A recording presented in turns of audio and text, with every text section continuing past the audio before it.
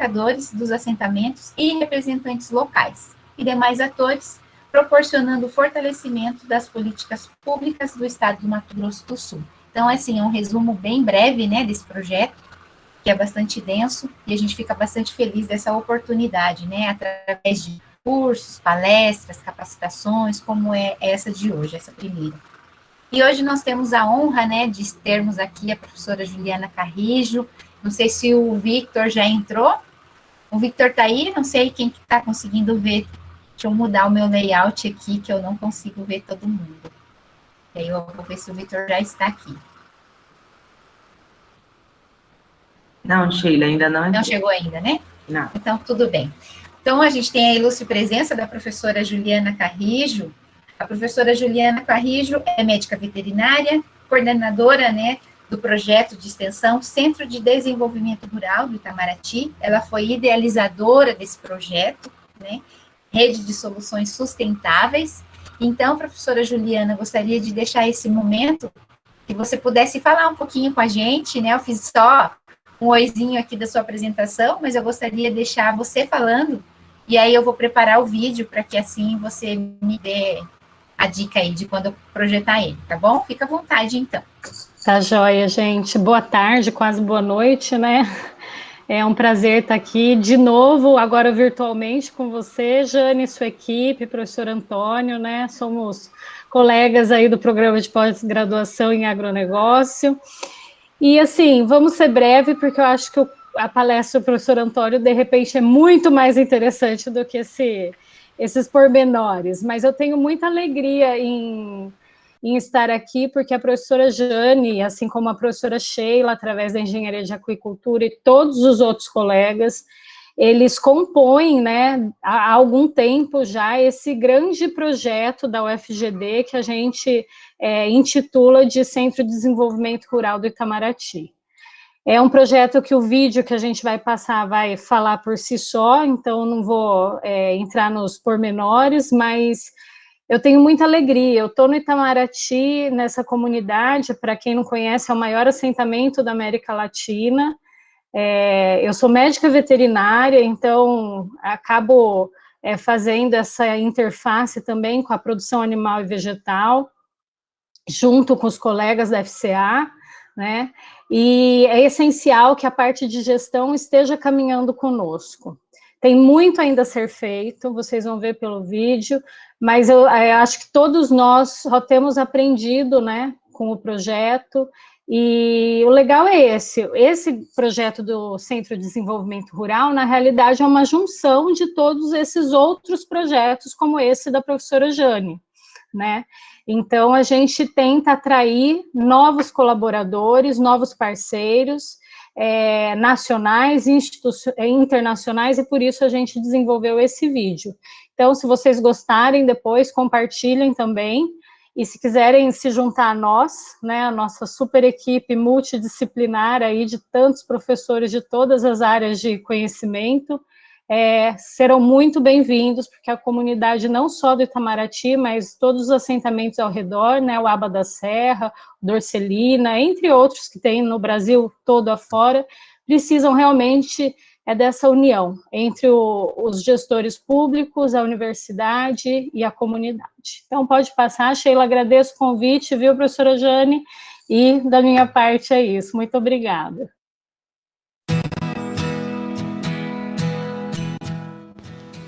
O assentamento Itamaraty foi criado em 2002. Localiza-se no estado de Mato Grosso do Sul, na faixa de fronteira do Arco Central com o Paraguai, na microrregião de Dourados, no município de Ponta Porã. Com aproximadamente 50 mil hectares, o assentamento Itamaraty é considerado o maior assentamento da América Latina. É um local que agrega aproximadamente 3 mil famílias, ou seja, cerca de 16 mil pessoas, dos diversos grupos sociais. O atendimento à saúde é através de 4 postos de saúde e um posto 24 horas. Possui 3 escolas estaduais e uma pré-escola municipal. De vez em quando tem pesca aqui, né? Ah, sim. O pessoal vem pescar e... nós aqui, nós fica, por exemplo, tá os 2 filhos, aí tem já mais 2 netos que ajudam. E aí vai, né?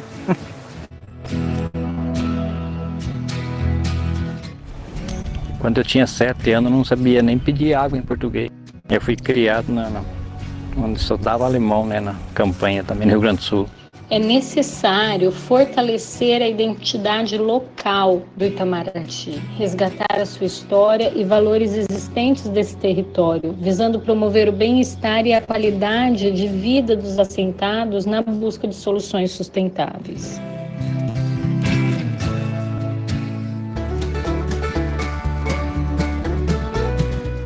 Nós da prefeitura, né, a gente está com essa parceria com a UFGD justamente para identificar alguns potenciais que as comunidades têm, né? É a produção de leite, é a introdução da horticultura agora, principalmente para atender as demandas das feiras livres. A ideia do projeto da apicultura nas áreas de reserva, né? A gente tem aí a parte de folhas, quase todas. Legumes a gente começou agora, porque a gente precisa também de espaço, e aqui a gente trabalha com várias coisas, né? A gente tem, por exemplo, a leiteria, né? Que trabalha com leite. A gente trabalha aí com umas bezerras aí para parideira, nas novilhas. E aí a gente tem também a questão da horta. E tem também a questão do capim-açúcar que a gente plantou para poder tratar o gado. E aí, meio que a gente tem que conciliar. Ainda tem 1 hectare de erva mate. E ainda eu tenho hoje 1,5 hectares de rama de mandioca plantadinha. Vai caixas e caixas de produtos, né? Então a gente está com um projeto na reserva de plantar aí, frutas lá, umas mudas de frutas e recuperar o solo. E a gente vai querer mexer também com mel, porque daí já, né, as abelhas já polinizam, né? Nós achamos bom, né? Faz 1 ano que nós começamos, mais de 1 ano, 2 anos por aí, né? Tilápia mesmo, 7, 8 meses, ela tá pronta, né? Dá mais rápido o retorno, né?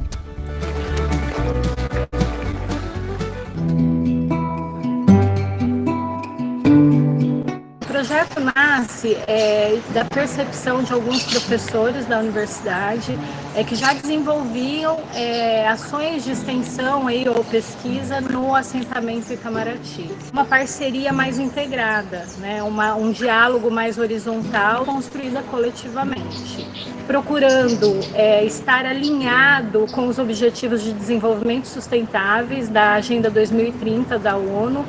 Nós entrei desde o começo nos cursos, né? Eu e meus 2 filhos. A gente começou aí em 2017, 2018, agora que está engrenando. Está engrenando. Todos ganham com essa parceria, né? E troca de conhecimento, e troca de ideias. Eu acho que isso, no futuro, a gente vai sair todo mundo ganhando.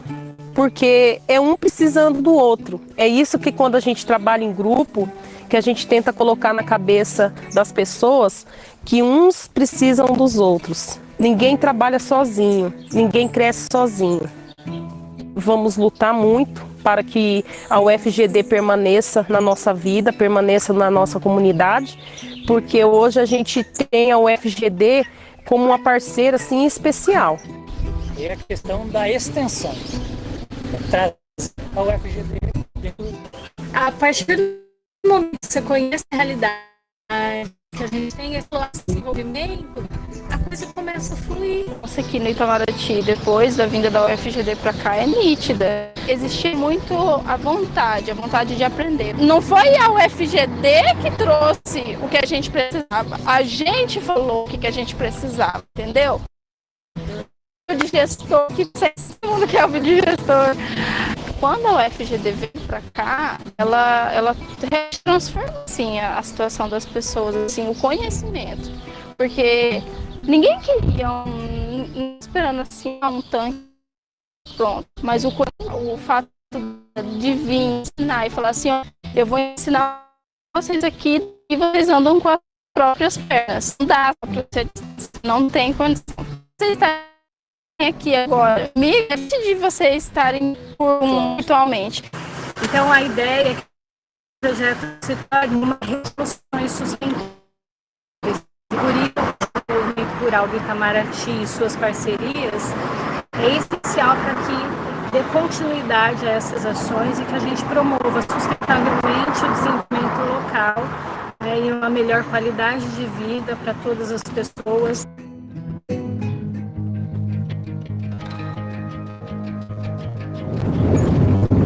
Se o governo quer aumentar o índice de sustentabilidade de assentamento, ele tem que investir nas ruas que dão acesso às comunidades. Isso é provado cientificamente. Com essa história da gente começando devagarinho, né? Infelizmente o resultado é longo prazo, não chega. Algumas coisas a gente vê uma modificação na hora, mas outras não. A questão do mel foi mais rápido, porque já tem uma lei que ampara a gente para poder mexer em questão da apicultura na reserva. Ou seja, não vai atrapalhar em nada, não vai destruir nada na reserva, muito pelo contrário, né? Mas hoje, aqui para nós, essa questão de fruticultura na reserva, a gente já está com impasse. Mais difícil agora é que, por enquanto, não tem muita venda, né? Assim, para você vender para frigorífico, não tem ainda, né? Tudo dando na média 800 gramas. Não, tá nesse tamanho que é bom de vender. Tá no peso bom. Tá no peso bom. Nada dá para colocar 16, 18 mil, tranquilo. Através dessa parceria, né, com a Prefeitura Municipal de Ponta Porã e com a universidade, nós conseguimos realizar algumas ações que foram delineadas. Não anima, né? Tem que ir mexendo. Tudo que é coisa, não pode desanimar, né? Então, assim, não pode parar, tem que continuar. Terminou de capacitar esse, vamos capacitar os outros, porque eles vão andando com as próprias pernas. Essa troca de saberes e conhecimento entre a universidade e a agricultura familiar seja mais constante, mais efetiva. Até virou uma frase assim, clichê, né? Porque vocês fazem acontecer que a gente faz valer a pena, né? Porque às vezes o que falta é um pouquinho de oportunidade.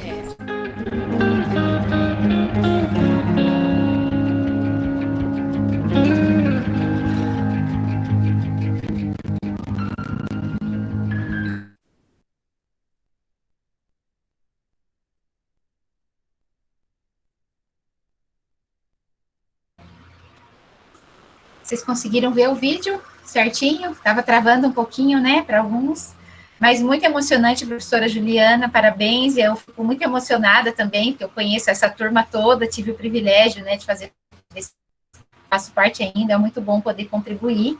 E eu quero agradecer aqui em nome da professora Jane, em nome do projeto, em nome da PROEX, da UFGD, né, todos os professores que estão aqui presentes com a gente nessa noite, né, somos muito honrados com a presença de todos vocês. Então, agora, não sei se o Vitor chegou, vocês perceberam aí, a Juliana e a professora Jane? O Vitor ia dar um oizinho aqui para a gente, mas então, depois, se ele conseguir entrar, aí a gente fala com ele um pouquinho no final, tá bom? Então, agora eu vou fazer uma breve apresentação do professor Carlos, para a gente iniciar nossa palestra de hoje. O professor Carlos Vaz Lopes possui graduação em Ciências Contábeis. Antônio? Por que eu escrevi errado, professora Jane? Isso é emoção. Emoção. Eu escrevi aqui um resuminho. Possui graduação em Ciências Contábeis pela Universidade Estadual de Maringá. Olha lá, meu conterrâneo. Mestrado em Engenharia de Produção pela Universidade Federal de Santa Catarina e doutorado em Administração pela Universidade 9 de Julho de São Paulo. Ele é professor na Faculdade de Administração, Ciências Contábeis e Economia da Universidade Federal da Grande Dourados. Então, professor Antônio, desculpe aí o meu erro, e somos muito felizes e agraciados com a sua presença, e tenho certeza que vamos aprender muito com você nessa noite. Então, a palavra é toda sua, fique à vontade, que a classe é sua. Bom, primeiramente, boa noite a todos que me prestigiam nessa noite. Comissão que está organizando, desde a professora Jane, professora Juliana, Sheila e os demais, que eu sei que fizeram um trabalho muito grande até a chegada desse momento, tá? Quero dizer que é um prazer falar com vocês agora, né? Aí eu vou discutir um pouco, né? Eu pensei mais em algumas coisas de reflexão sobre a questão de contabilidade de custos e formação de preço, né? Antes de de iniciar, eu vi uma das participantes falando da propriedade dela, que tem apicultura, que tem piscicultura, que tem legume, que tem vegetal, que tem folha. Aí eu fiquei imaginando, né? Eu estava preparando o material, eu fiquei imaginando a dificuldade mesmo que a gente tem, né? E o senhor que falou também, ele falou, olha, agora a gente tem uma questão, a gente não tem preço, a gente não tem frigorífico, né? Então, todos esses elementos, com certeza, vai influenciar muito no custo do produto, né? Eu sempre falo para os meus alunos que, assim, que a quantidade de custo, o cálculo de custo, ele seria muito tranquilo e não precisava dessa disciplina se as empresas trabalhassem com um único produto. Então, se essa mulher, em vez de ela trabalhar com vários produtos, se ela decidisse trabalhar só com legumes, com certeza todo o processo de cálculo de custo é mais fácil. Agora, a partir do momento que você precisa, né, porque a gente está falando de agricultura familiar, e uma das características é diversificação. Você precisa diversificar para manter competitivo, manter o seu valor, a sua renda. Então, a questão complica mais, porque você acaba tendo vários elementos que precisa ser vários elementos de custos que é utilizado para vários produtos. Então, se fosse sozinho, eu falo isso, se eu morar sozinho, então, quando chega a conta de energia, se chegar a 350 ou 500 reais, eu não tenho que preocupar se a minha filha deixou o ar-condicionado ligado, se ela ficou com TV ligada, se ela ficou 3 horas no banho, enfim, eu sei que todo o custo é meu. Então, ou eu reclamo, mas não vai resolver para Energisa, ou eu preciso tomar algumas providências. Mas quando são várias pessoas usando, aí eu tenho uma certa dificuldade, e muitas vezes para chegar a apontar o culpado, ou dizer, por exemplo, que a minha filha é a pessoa que mais consumiu energia, quer dizer, dessa conta, ela foi a principal responsável, muitas vezes, se eu não tiver critérios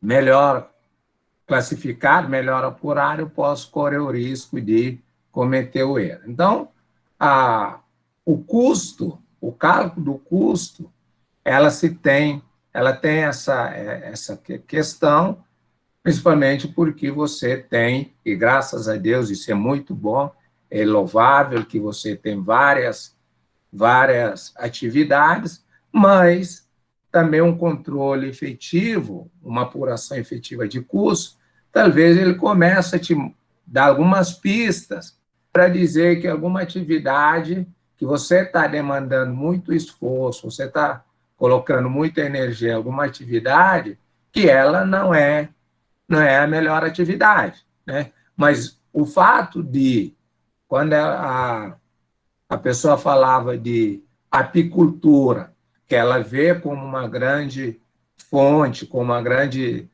cultura, uma grande produção dentro do assentamento, dentro para as famílias, ela pode, no primeiro momento, identificar que esse custo ela é muito grande, mas ela pode também ter em mente que, a médio e longo prazo, apesar de hoje a minha atividade de apicultura ela não é rentável, mas a médio e longo prazo eu consigo ver a apicultura como principal base. Então, assim, ter informação de custos, ela no mínimo, a gente fala que no mínimo, ela me dá uma situação para onde os recursos estão sendo consumidos e cada produto que consumiu o recurso, o quanto que ele está me gerando de resultado. Então, nesse sentido que a gestão de custo ele acaba tendo uma importância muito grande para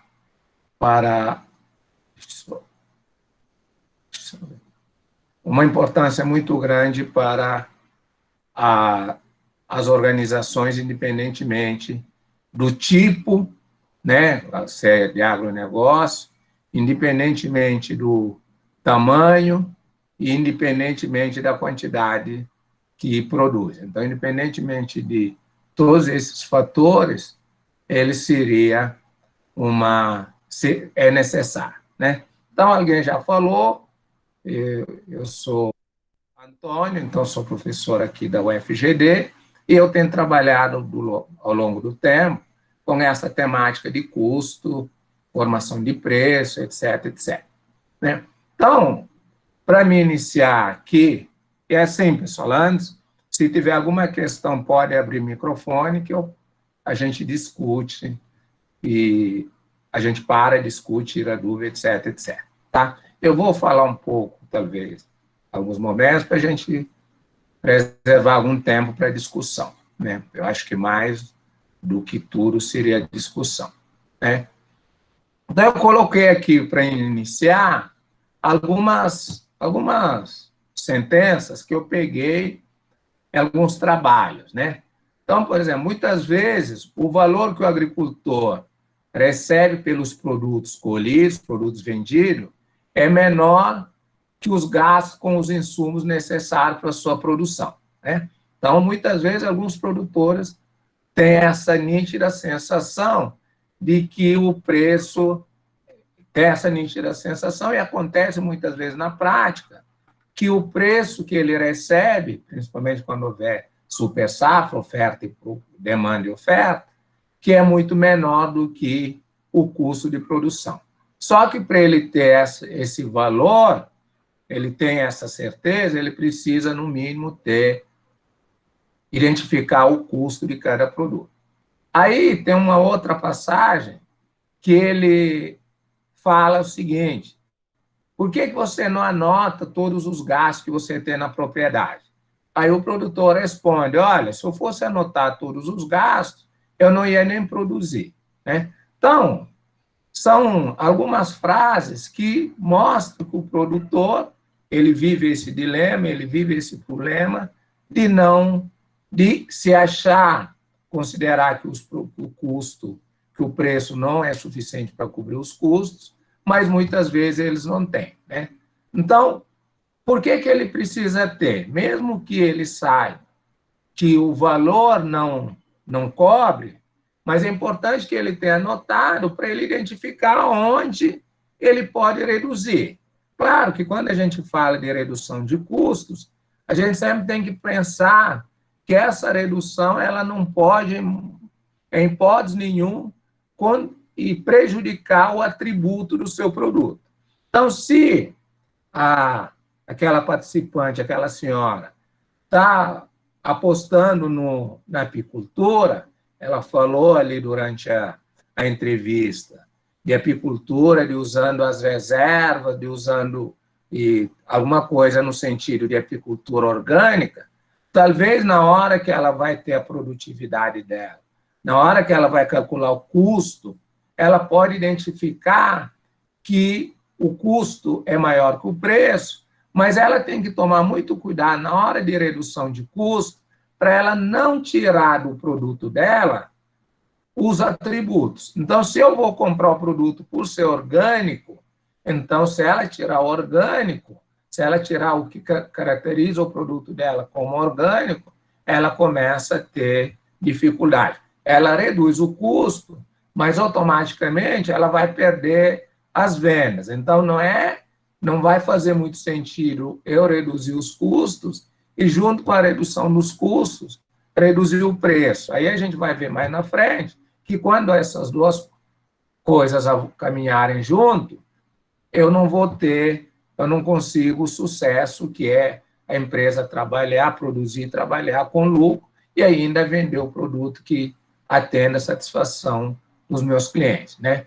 Então, normalmente, as propriedades, principalmente a agricultura familiar, eu tenho poucos instrumentos de controle, de cálculo, controle de gestão de custos. Né? mas pelo fato da concorrência, pelo fato dos custos terem aumentado de uma forma vertiginosa e o preço nem sempre acompanha, se faz muito sentido que você tenha um controle, uma redução de custos, no sentido de você manter ativo no seu mercado. E o instrumento que nos ajuda a fazer isso, a gente chama de sistema de gestão de custos, né? O que o sistema de gestão de custos ele tem que me produzir? Ele tem que me gerar informação, primeiro, para me saber quanto que cada produto, cada linha de produto custa. Então, se eu estou produzindo alface, eu tenho que saber quanto custa o alface. Se eu produzo alface convencional e alface orgânico, eu tenho que saber qual que é o preço de cada um, qual que é o preço, o custo de cada um, qual que é o preço que o mercado está disposto a pagar, para mim poder ter um controle. Então, a primeira coisa é calcular o custo. Uma outra coisa é saber ajudar a tomada de decisão.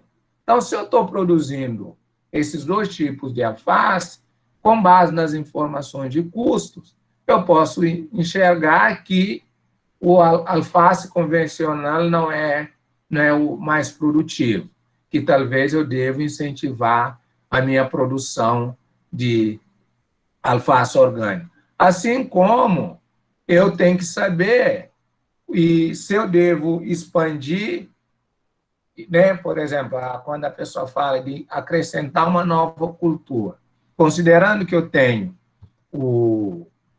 capacidade limitada em termos de espaço, eu preciso, muitas vezes, ter que cortar alguma cultura. E aí, as informações de contabilidade de custo, ela é importante. Também, essa informação, ela é importante para o meu controle, né? Então, por exemplo, por que hoje, quando eu vou vender um produto, um queijo, lá numa feira livre, eu falo que queijo custa 30, mas por algum motivo, o preço, eu preciso aumentar o preço para 35, por exemplo, né? Aí, se eu tenho os meus custos identificados e controlados, é muito mais fácil mostrar para o meu consumidor que o preço, justificar o aumento do preço com base no aumento dos custos. Olha, o ano passado, o preço do leite era X, agora foi para X mais Y. O preço dos insumos era isso, subiu para tanto. Então, assim, o controle de custos é precisamente para mim tomar alguma decisão, né? Então, se alguém fala, não, mas eu quero hoje, né, vamos imaginar que estão produzindo lá a apicultura, o MEN.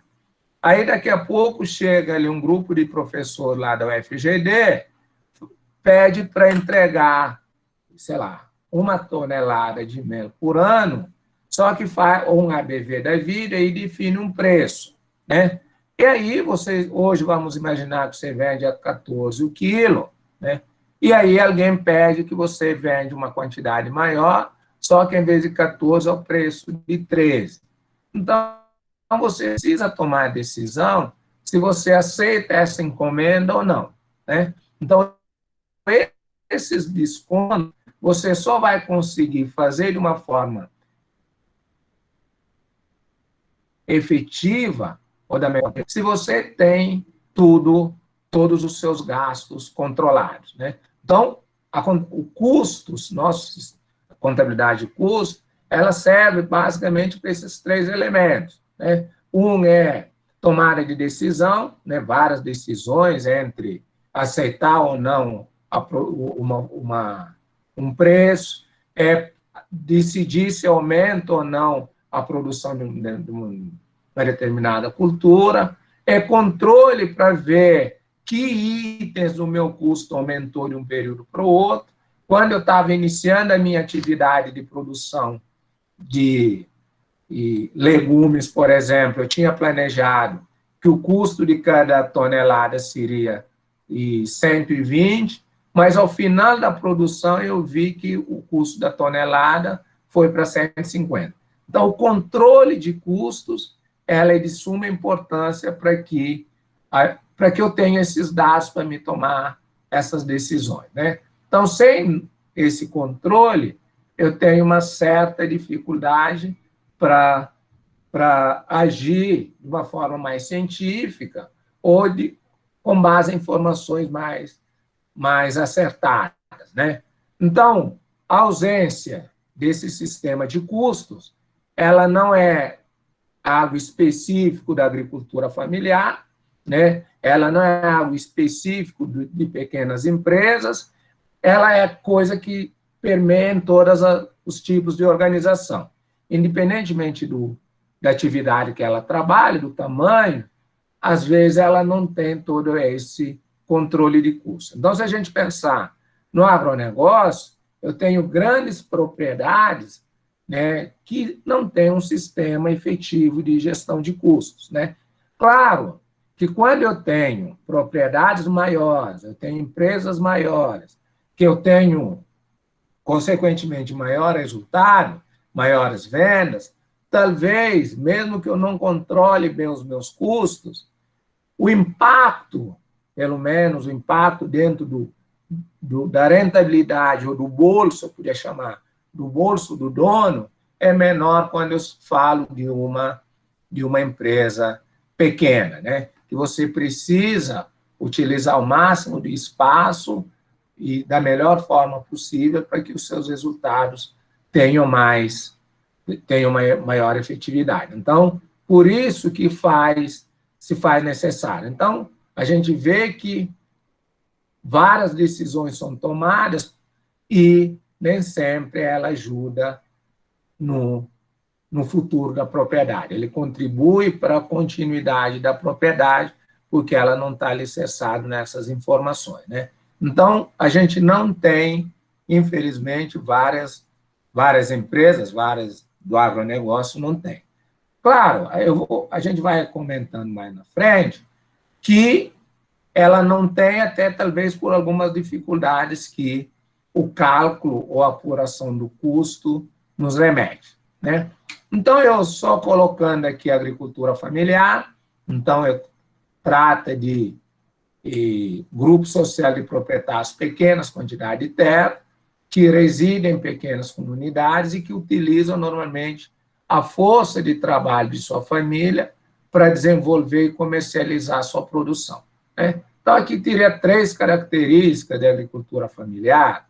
Então, gestão da unidade produtiva e os investimentos são feitos por um membro da família. Então, diferente de uma grande propriedade que eu posso contratar um gestor, um administrador, para tomar conta dessa atividade, ali, dentro da agricultura familiar, eu tenho algumas dificuldades porque eu não tenho recurso. E aí eu não tenho uma pessoa, muitas vezes, capacitada para trabalhar.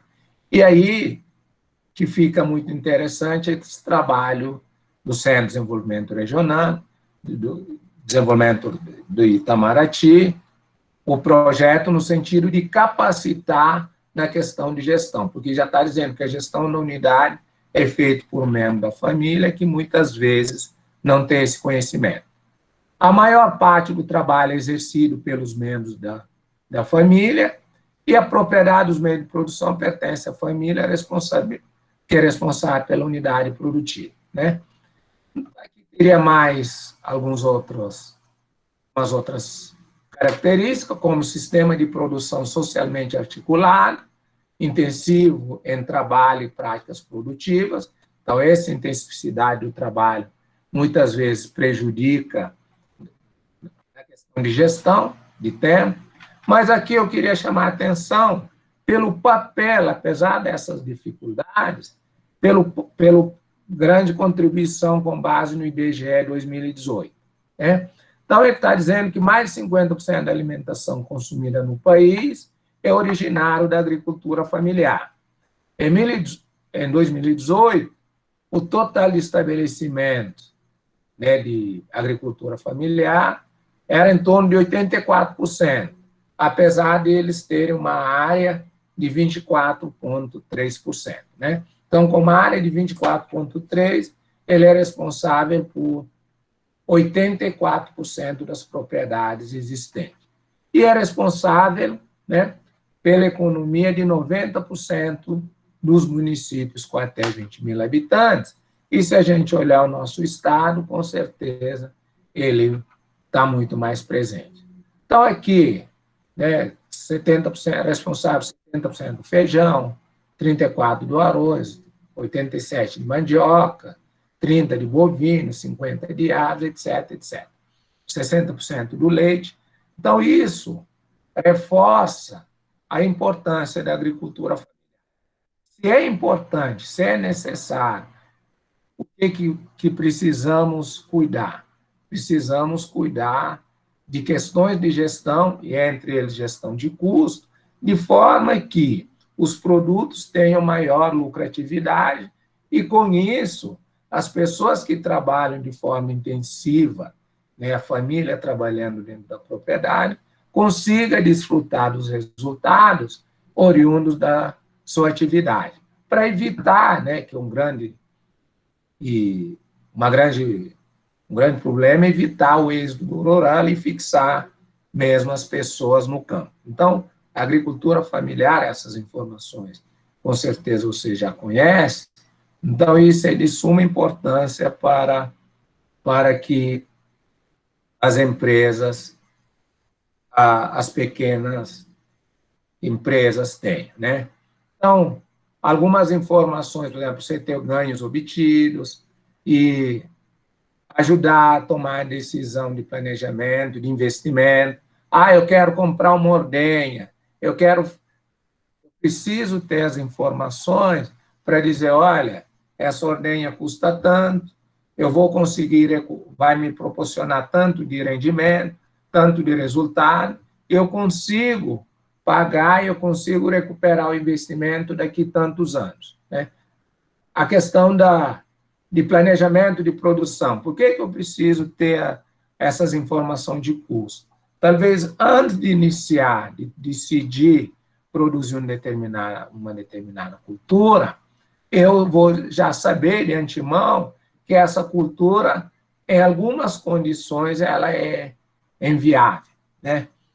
E aí eu tenho que ter, olha, é que eu falei para vocês, o orgânico é inviável no primeiro momento, mas a médio e longo prazo eu posso ter resultados satisfatórios. Então, pesquisa de mercado pode nos levar a entender que, apesar dela não ser a melhor forma hoje, mas a médio prazo ela é importante. Mas, Antônio, como que eu vou iniciar uma atividade que eu sei que ela não me dar o retorno, não vai me proporcionar lucro inicialmente?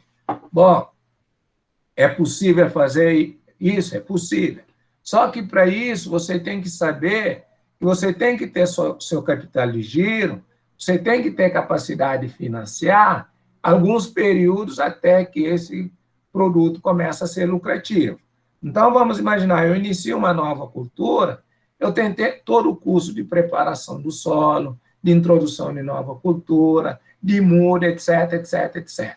Aí, num primeiro momento, no primeiro ano, dado um alto investimento que foi realizado na cultura, eu sei de antemão, eu tenho que saber de antemão que no primeiro ano, talvez até no segundo ano, eu não vou ter lucro. Aí, eu tenho que estar consciente de que eu não vou ter lucro, mas é uma aposta que eu vou fazer. Se você não tem essas informações, se você não formar o seu custo, você não confrontar com o preço de venda, para você saber isso, e saber que ela vai me dar prejuízo, sei lá, determinada cultura vai me dar um prejuízo de 1.200 no primeiro ano, ou na primeira safra. Ok, 1.200, mas eu tenho capacidade financeira de suportar esse 1.200. Se eu tenho, eu estou consciente, eu vou. Até porque no segundo período, ele começa a empatar e no terceiro, ele começa a dar lucro, né? E como muitas vezes os pequenos, pela dificuldade de gestão, ele não faz isso, ele não tem essa informação antecipada de planejamento de custo, de planejamento de preço de venda, do resultado que ele vai obter ao final do produto, e isso considerando que todos os riscos inerentes à atividade, clima, etc., se mantêm inalterados, acontece que muitas vezes, ao final dessa cultura, ele desiste da atividade. E aí, todo esse valor que ele investiu, ele começa a ter aí ele vai perder. Se ele tem essa noção de que no segundo ano ele começa a empatar, talvez ele vai dizer, não, eu fiz um investimento. Né? Então, esses conceitos do que é o investimento, né?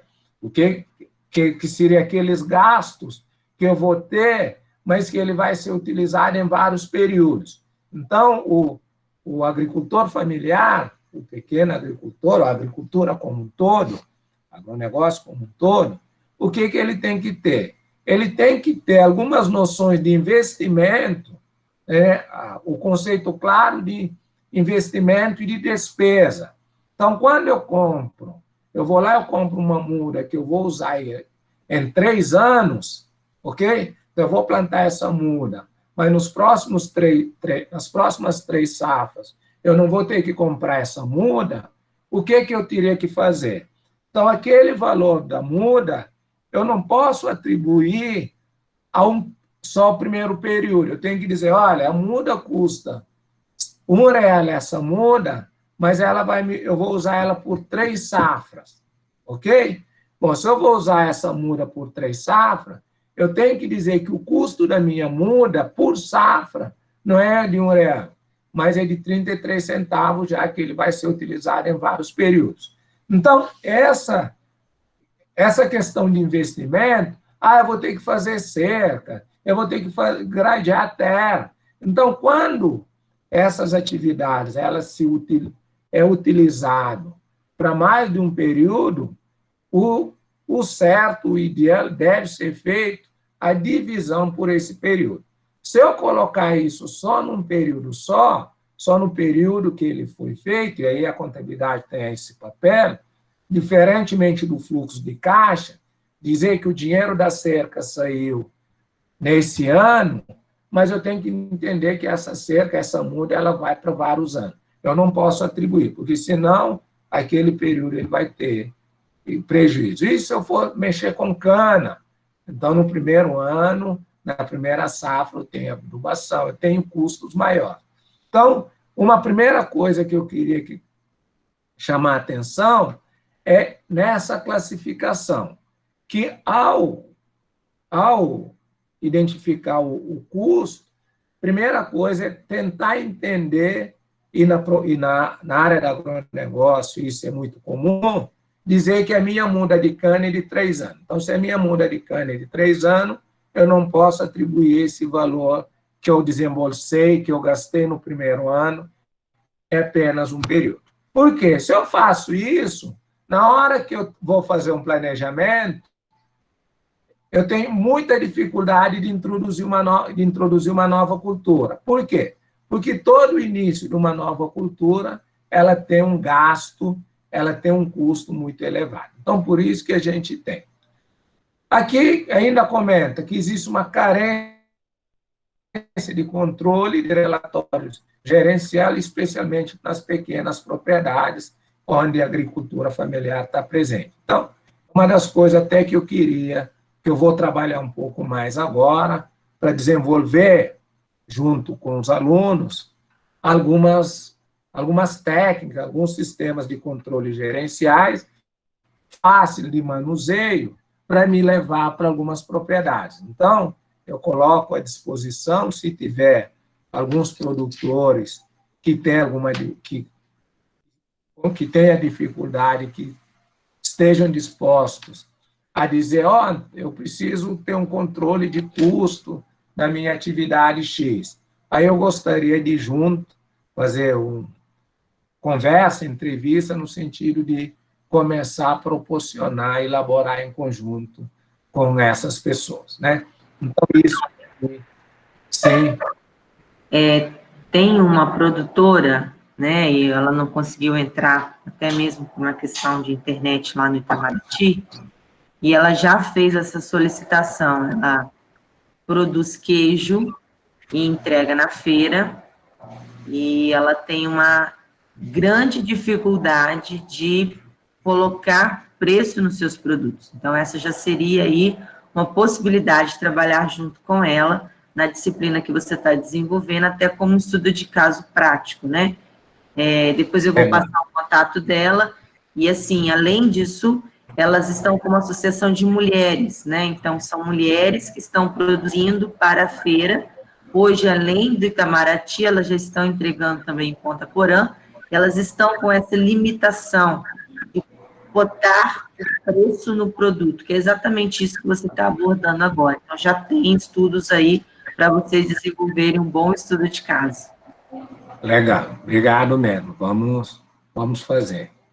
Porque, assim, eu falei para vocês que o custo, aí eu tentei, até pelo tempo, colocar assim, alguns elementos que eu considero importantes para ser visualizado na hora de calcular o custo, né? Então, primeira coisa, então, o fato de você ter na mesma produção vários produtos e com isso você tem os mesmos elementos, muitas vezes o mesmo componente de produção utilizado em várias culturas, com certeza eu vou ter muita dificuldade. Então, a primeira coisa, né, para quem não tem um sistema de custo, ou não tem uma noção, a primeira coisa que eu coloquei aqui é que a pessoa faça um diagnóstico, mas o primeiro diagnóstico no sentido de conhecer, levantar tudo que ele tem dentro da propriedade, tudo que ele faz dentro da propriedade, né? O que isso significa? Então, vamos imaginar, eu tenho lá na minha propriedade, primeira coisa, o que eu estou produzindo hoje? Olha, eu tenho uma parte de apicultura, uma parte de piscicultura, uma parte de leite, uma parte de gado de corte, etc, etc. Porque isso, eu vou repetir, que ele é típico das propriedades rurais. Então, é muito difícil, né, vocês que estão lá em Lino, achar uma propriedade familiar, pequena propriedade familiar, onde você tem apenas 2, 3 produtos. Não, você acaba tendo vários produtos. E aí, então, a minha proposta é no sentido de você fazer o levantamento. Que atividades que você tem, que produtos que você está produzindo, que infraestrutura você tem, que mão de obra você utiliza, se é só mão de obra familiar, se você acaba utilizando mão de obra temporário, contratando pessoas em um determinado momento, se você... Porque, assim, a complexidade ela se dá por essas questões. Então, por exemplo, a pessoa que faz o queijo, ela faz o queijo, mas o leite, se ela comprasse o leite, ficava muito mais fácil para ela calcular o custo do queijo. Por quê? Porque o custo do queijo, o principal ingrediente, seria o leite. Ele fala, né, eu paguei R$2 o litro de leite, para um queijo eu gasto 6 litros, então fica mais fácil. Só que o que acontece? Esse leite, ela é produzido internamente. Quer dizer, então isso torna mais difícil. Você precisa calcular desde o custo de produção de leite, para depois você, esse custo, fazer o que a gente podia chamar de preço de transferência, para você utilizar para as outras culturas. Então, a primeira... Professor, Sim. Professor Antônio, Sim. E quando eu estou trabalhando em um grupo de produtores, que é muito comum, eu faço isso daí individual para cada propriedade e depois eu faço uma média. Como que eu posso trabalhar quando eu estou pensando no grupo? Igual, vou usar um exemplo aqui, o grupo de apicultores ou até mesmo de produtores de leite ou piscicultores. Se a produção vai depender muito de como vocês vai ser retirada, né? Vamos imaginar que O Antônio vai receber lá na produção do queijo pela quantidade de leite que ele coloca, pela quantidade de vaca que ele tem, né? Isso é um primeiro parâmetro para você olhar. Mas o certo é você usar, talvez, até para evitar muita dificuldade, é você usar o que eu chamei até de preço de transferência. Não, quem vai entregar o leite, eu vou começar a trabalhar a partir do preço de leite. A associação deve começar como custo o preço do leite. O trabalhador, o produtor, ele teria que ter o cálculo do custo do leite dele, precisamente para ele saber se ele está tendo lucro ou prejuízo. O que ele pode melhorar de desempenho, né? E aí você pensa ali, ele pode reduzir custos, mas ele pode arrumar uma vaca com maior produtividade, etc, etc. Então, se eu estou falando de associação, o ideal é que eu coloco, as pessoas fazem parte, mas é começar a ter o controle de cada um que vai entregar, e aí tem, por exemplo, o caso do leite, impureza e produtividade, olhar todos esses elementos, e aí começar a partir do leite entregue. A partir do leite entregue, aí a gente vai vamos passar para a segunda etapa, que seria a produção do queijo. Aí vocês têm que levar muito em consideração a mão de obra, por exemplo, que é um item que eu coloquei aqui. As pessoas da associação, elas trabalham, muitas vezes as pessoas da associação, elas mesmo que vão fazer o queijo. O que não pode, em hipótese nenhuma, é traçar um custo mínimo do preço da hora dela. Então, esse é um problema que muitas vezes acontece. Você não consegue separar o que da empresa, o que dos sócios. Então, na hora que eu estou indo trabalhar lá na associação, eu preciso dizer assim, olha, a gente está trabalhando 4 horas por dia. Se eu trabalhasse 4 horas por dia lá no sítio ou na propriedade de tal pessoa, eu ganharia R$50, por exemplo, ou 30. Então, eu tenho que colocar lá no meu valor de mão de obra esse valor esse tempo que eu estou colocando. E aí, assim, os meus produtos, o meu veículo que eu utilizo, por exemplo, para levar o queijo lá na feira, esse veículo ele tem um valor e esse valor precisa ser depreciado. Eu vou na cidade, eu gasto gasolina. Também tem que ser colocado.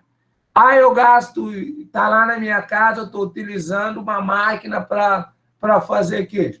O ideal é que todos esses gastos sejam separados para você depois embutir. Porque senão você... E aí, uma coisa que está junto é sempre anotar. Então, essa ideia de relatórios gerenciais que eu estou imaginando, que eu vou desenvolver, é no sentido de facilitar. Olha, eu tenho que anotar. Eu preciso anotar toda vez. Por quê? Porque a memória nos trai. Então, não adianta eu depois de um dia, 2 dias de trabalho, fazer. Toda vez que eu compro, eu tenho que separar. Eu compro tanto foi para lá, tanto veio para cá. Tem muitos produtos que eu faço a minha compra do mês, eu acabo utilizando esse produto para produzir os meus itens. Então, assim, o ideal é fazer isso, psicultura, separar todos os gastos, e aí, quando eu falo no sentido de fazer esse diagnóstico, é muito importante que você tenha também todas as benfeitorias, por exemplo, as máquinas que eu tenho. Eu tenho uma máquina lá que eu uso para fazer queijo. Quanto custa, quanto é vida útil para você colocar. Por quê? Porque se você não colocar no custo do seu produto o valor da depreciação dessa máquina, na hora que eu chegar, aí por isso que falaram que tem dificuldade do preço, eu estou achando que eu estou vendendo bem, mas eu não estou considerando a minha mão de obra, eu não estou considerando o desgaste do veículo, eu não estou considerando o combustível, eu não estou considerando vários elementos que isso é importante. Tá? Então, a primeira coisa é fazer esse diagnóstico. Né? O valor da terra, né? Eu até coloquei isso mais embaixo. Por exemplo, o custo da terra. A gente fala de custo de oportunidade. Então, eu não posso ter uma atividade, né, pensando na questão do lucro, eu não posso ter uma atividade, por exemplo, numa propriedade de 8 alqueires, se, ao final do período, o resultado, o lucro que eu tenho, é inferior ao valor que eu podia alugar. Então, se hoje eu consigo alugar esse veículo, essa minha propriedade, por, sei lá, 1.200, não sei, eu estou até chutando os valores, sei nada, por 1.200 por mês, significa que se minha propriedade está me dando 2.000 de lucro, na verdade, ele não está me dando 2.000, ele está me dando 800, porque se eu ficasse lá na cidade, ou ficasse lá, só na minha casa lá do sítio, tomando tereré, eu já ganharia 1.200. Então, são valores que precisam ser separados, né? E aí, uma outra coisa, então, você identificar o fluxo. Então, tentar fazer um fluxograma de produção de queijo. O que é que eu vou fazer do queijo? Para fazer o queijo, eu tenho isso, eu tenho aquilo, eu tenho aquilo, eu tenho aquilo, eu tenho aquilo. E tentar sempre fazer esse exercício.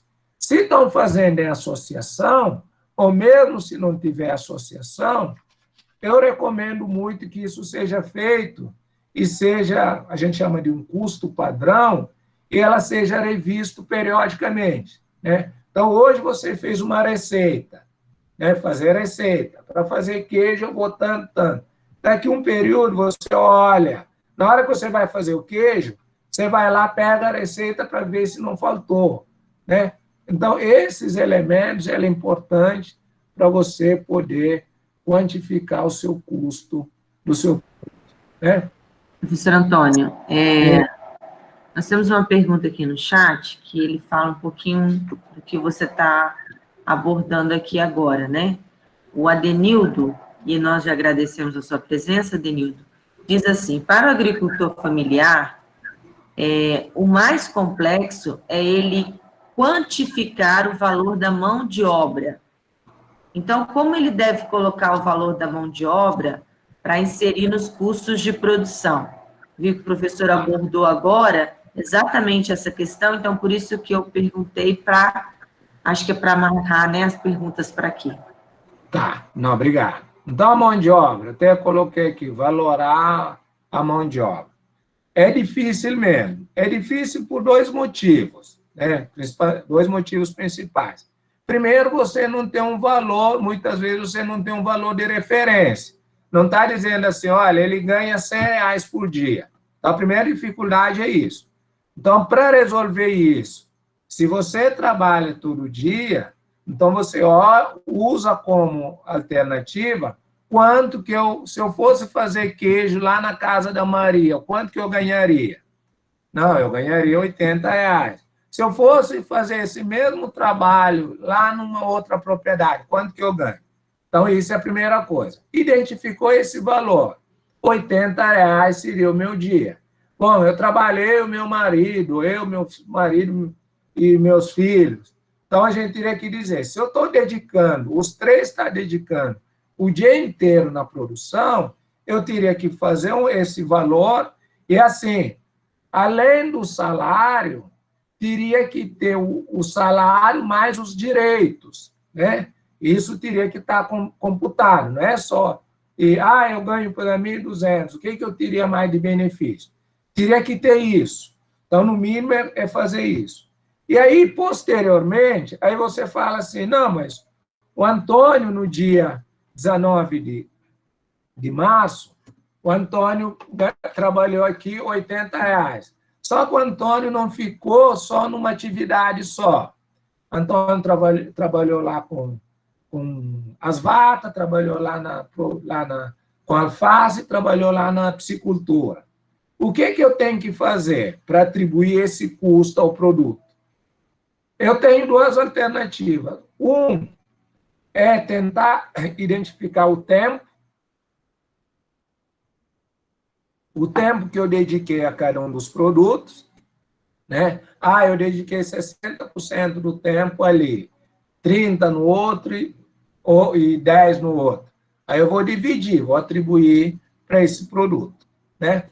Ou a gente vai ver algum momento, ou eu considero, se eu não tenho valores, uma forma ideal de identificar onde que eu estou gastando mais tempo, eu posso dizer que eu tenho um custo fixo. Ou seja, a minha receita, quando eu pego, aí eu vou falar isso mais na frente, quando eu pego o meu preço de venda menos os meus custos variáveis, ele tem que ser suficiente para cobrir o meu custo fixo. Mas, assim, além da dificuldade, que eu concordo plenamente, mas, assim, a primeira coisa é você conscientizar que você precisa valorar.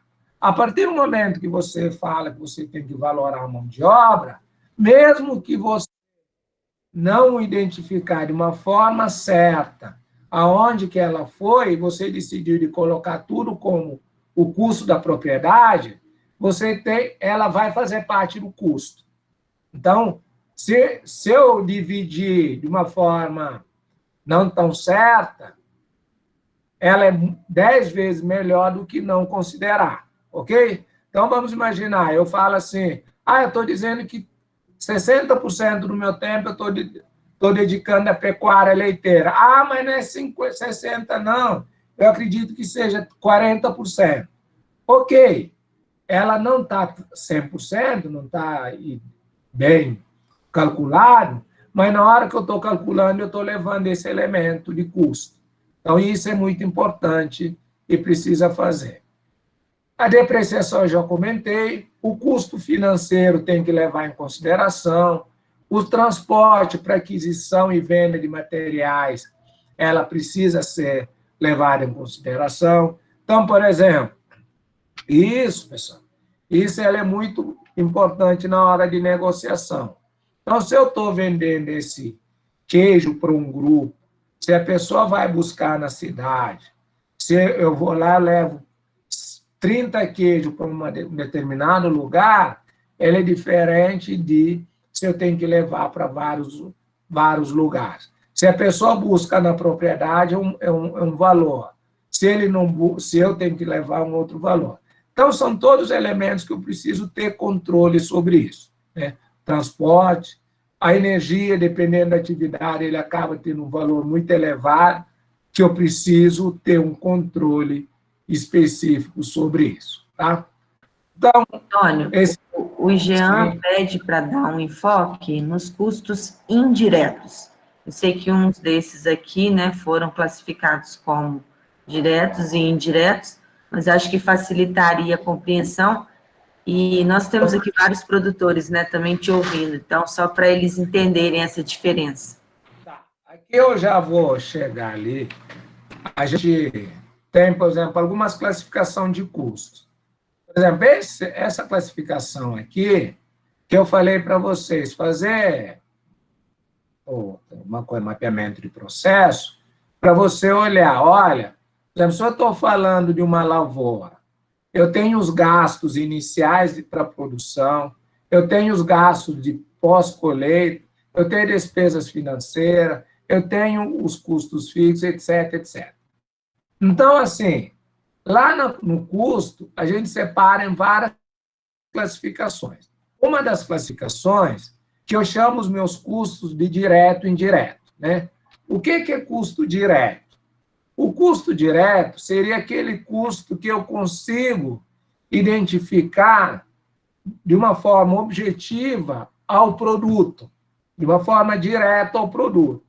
Ou seja, se eu estou plantando cana, se eu tenho uma plantação de cana dentro da minha propriedade, a questão da muda que eu comprei para a plantação de cana, ele é um custo direto, porque eu olho na cana e eu sei que tem tanto de muda. Eu sei que eu tenho que passar defensivo ali por um determinado período. Então, esse valor, ele é um custo direto. Uma embalagem do queijo, ele é um custo direto. uma semente, etc, etc. Então, o que eu tenho que dizer? Cada produto que eu tenho, cada cultura, eu tenho que pegar aquele custo que é aquele gasto que eu tenho, que é específico àquele produto. Esse gasto eu chamo de custo direto. Então, quando eu pego ali eu até tenho aqui um exemplo. Então, por exemplo, eu estou produzindo silagem, né? Quando eu vou produzir silagem, eu estou dizendo o seguinte, olha, eu preciso de semente. Então, semente, ele é 3 sacas de semente que custa 300 cada, é 1.800. Então, semente, ele é um custo direto para produzir silagem. Assim como fertilizante, assim como, por exemplo, aluguel de trator. Eu não tenho trator na minha propriedade, só que para fazer silagem eu vou lá e eu alugo 10 horas. Então, esse custo do trator, eu chamo ela de custo direto, porque eu consigo identificar na produção da minha silagem, esse custo relacionado a aluguel de trator. Assim como lona, mão de obra. Para fazer silagem, eu contrato 5 pessoas, cada um custa R$100. Então, isso a gente chama de custo direto. Os custos indiretos seriam aqueles custos que é necessário para produzir, mas eu não consigo identificar no produto, por exemplo, eu não consigo identificar num produto quanto que aquele custo foi utilizado. Então, vamos imaginar que eu tenho uma energia lá na minha propriedade. Aí, aquela energia é utilizada para, sei lá, máquina de fazer queijo, máquina lá de alguma coisa de peixe, mais outro negócio. Então, eu sei que eu tenho, para produzir, eu preciso da energia. Mas eu não sei quanto de energia que foi para piscicultura, quanto foi para apicultura e quanto foi para lavoura. Então, os custos indiretos, por exemplo, seguro da fábrica. Vamos imaginar, eu alugo a propriedade, né? Então, a minha propriedade, eu tenho lá, além da minha propriedade, eu aluguei 2 alqueires de terra do vizinho. Esses 2 alqueires de terra, se eu utilizo para produzir 3 ou 4 culturas, então, esse valor ele é um custo indireto, porque eu não consigo identificar a um determinado produto, ok? Então, esse aqui seria o que a gente chama de custo indireto. E a dificuldade na produção é precisamente nesses custos indiretos. Você tem uma mão de obra que ela acaba utilizando, e se você não tiver um controle efetivo para dizer assim, não, a mão de obra é tanto, tanto, tanto, talvez você tenha que colocar ela como indireto. Ok? Então, o nosso custo indireto significa aqueles custos que, para atribuir ao produto, eu preciso usar algum grau de subjetividade, de aproximação. Então, por exemplo, quando eu chego a minha conta de energia de R$600 lá na propriedade, eu sei que os 3 produtos usaram energia, eu quero saber quanto que cada um usou. Eu vou dividir 200 para cada um, ou vou pegar um mais para um, menos para o outro. Então, para atribuir esse custo ao produto, eu preciso chamar isso de custo fixo, eu preciso utilizar algum critério de rateio. Então, para me chegar ali no custo do produto, ele teria esses 3 elementos. A mão de obra direta, né, a mão de obra que eu utilizo, os meus materiais, a matéria-prima que eu coloquei defensiva, etc., e os custos indiretos de produção ou os custos indiretos de fabricação. A soma desses 3 elementos, eu vou chegar no custo do meu produto. Aí, antes da gente avançar aqui, aí que está a dificuldade. Se eu tenho um único produto na minha propriedade, seria mais tranquilo, por quê? Porque aquele meu custo indireto de fabricação, eu sei que está relacionado a esse produto. Se eu só produzo soja lá na minha propriedade, eu tenho um funcionário, eu sei que todo o tempo que ele dedicou à soja. Aí fica fácil, aí calcular o custo desse produto é fácil. Agora, vamos imaginar que eu tenho 2 funcionários e eles cuidam de 4 atividades. Aí eu preciso criar um critério para dizer assim, olha, ele gastou tantos por cento no A, tantos por cento no B, tantos no C, no D, etc, etc. Ok? Mas, assim, a primeira coisa, a primeira recomendação é que vocês tenham o hábito de anotar e, à medida que vai passando o tempo, vocês tentar aperfeiçoar esse momento. Mas, assim, não se aperfeiçoa, não se chega no custo, por mais técnica avançada que se utiliza, você não vai chegar no custo se você não tiver as entradas. Ou seja, se eu não tiver o hábito lá na minha propriedade de tudo que eu for comprar, tudo que eu for utilizar no meu processo produtivo, eu for anotar. Então, toda vez que eu for usar o meu processo produtivo, eu vou ter que anotar. Ah, eu fui na cidade, eu comprei isso. Eu saí lá da minha propriedade e fui na cidade. Ah, eu fui para fazer compra por causa do sítio. Fui comprar cerca, bababá, semente. Eu teria que colocar o preço. Ah, é associação.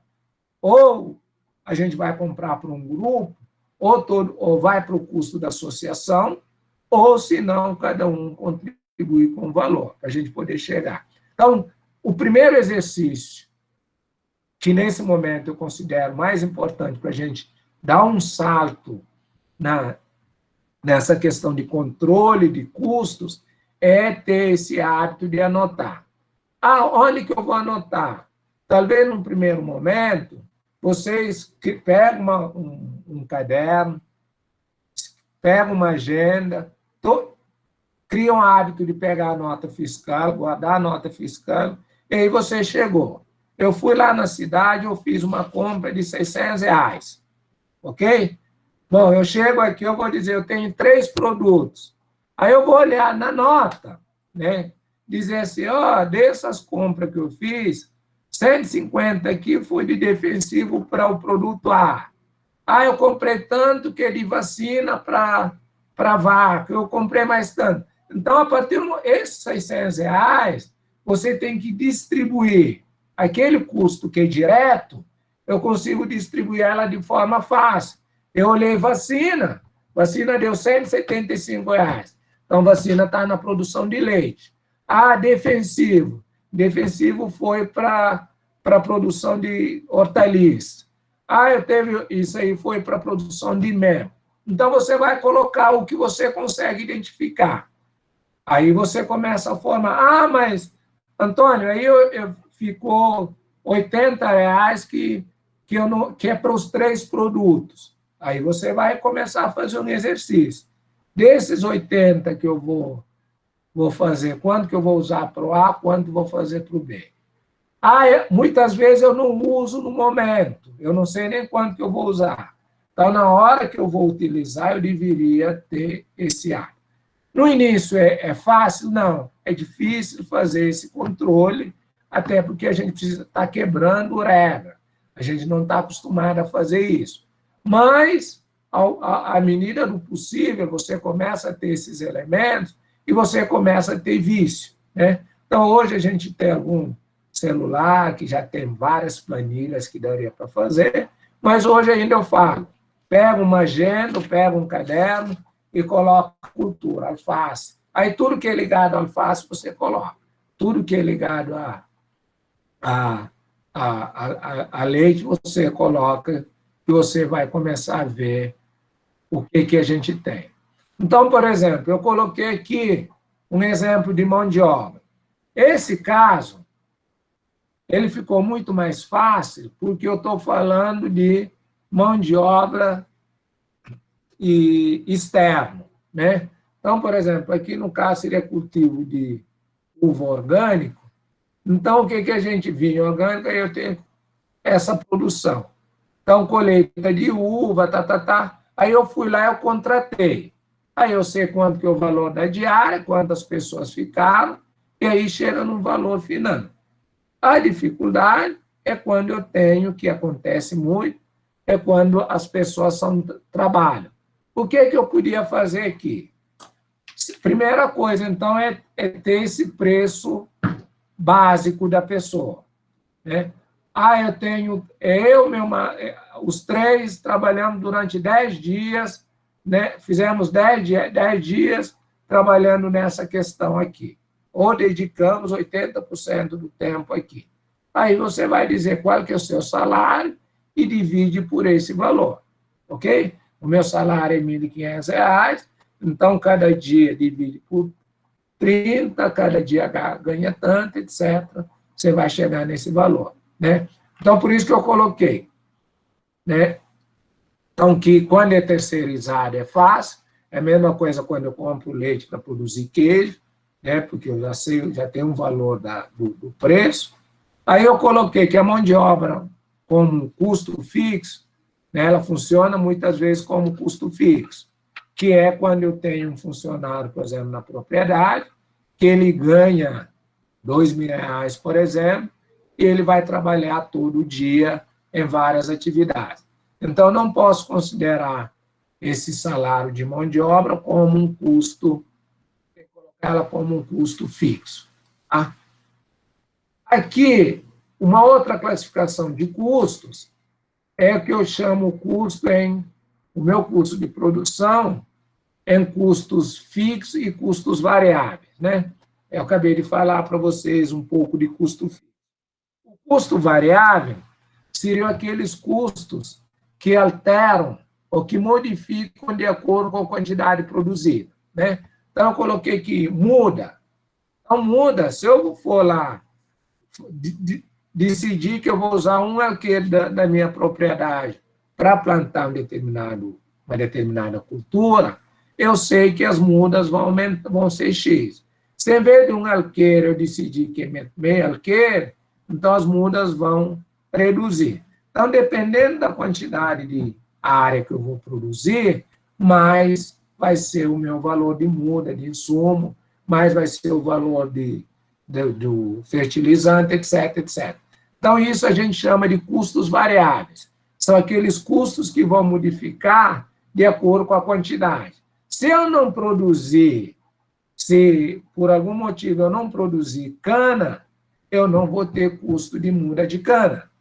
Se eu decidir que eu não vou ter piscicultura, eu não vou ter custo de alevino, né? Então, o custo de alevino seria um custo variável. Quanto maior a quantidade de alevino, maior da quantidade que eu quiser produzir, maior é a quantidade que ela vai acontecer. Se um determinado dia eu não produzir, ou um determinado período eu não produzir, eu não tenho esse custo. Já os custos fixos são aqueles custos que eles não alteram com a quantidade produzida. Ou seja, se eu produzir e eu decidir produzir cana ou não produzir cana, eu tenho alguns custos que ela não altera. Então, por exemplo, aqui eu coloquei exemplo, aluguel da propriedade, né? Se eu tenho um veículo, um caminhão que eu utilizo lá na minha propriedade, um trator, o valor da depreciação, se eu não colocar como hora, ela vai perder o valor pelo ano, independentemente da quantidade que eu usar, ela vai ter uma perda do valor que a gente chama de depreciação. Então, o que é custo fixo? O custo fixo ele é um custo de estrutura. Eu preciso ter pulverizador. Se eu preciso ter pulverizador, ela vai perder com o tempo, essa máquina vai estragar. Então, todo ano eu vou ter que reconhecer a depreciação desse valor. Então, esse custo de pulverizador, eu chamo ela de custo fixo. E qual que é a necessidade de gestão de custo fixo? Gestão de custo fixo, eu costumo falar para os alunos que é aquele custo que você coloca na propriedade que você tem dificuldade de tirar. Então, uma vez que eu defini que a minha casa lá da propriedade, ou que meu curral que eu tenho, o lugar que eu vou tirar leite, ele é de tantos metros quadrados, um barracão de tantos metros, uma vez que eu tenho esse valor, eu não consigo reduzir. Então, por isso que é extremamente importante que na hora que a gente vai dimensionar a nossa atividade, a gente calcular exatamente para não comprar produto, para não comprar equipamento, produto não é equipamento, para não construir infraestrutura que depois eu não preciso. Então, será que eu preciso de um barracão de 400 metros? Eu preciso de um barracão de 200 metros. Com base na minha atividade, aí eu vou dimensionar, vou fazer. Porque se eu tenho um barracão de 400 metros, vamos imaginar que ele vai custar 60 mil. Bom, eu vou ter que depreciar em cima dos 60 mil. Se eu estou utilizando 50% da capacidade dela, ou 80%, o valor da depreciação é o mesmo. Então, por isso que a gestão de custo fixo, que é custo que é a minha estrutura, que a minha empresa, a minha propriedade precisa ter para manter, atender de uma forma adequada, ela precisa ser bem dimensionada. Muitas vezes a gente vai na empolgação, e isso acontece com a gente, pessoa física, isso acontece dentro da empresa. Eu vou alugar um salão, eu já alugo um grande. Aí ele chega no momento e fala, porra, estou pagando 5 mil de aluguel, eu não precisava disso.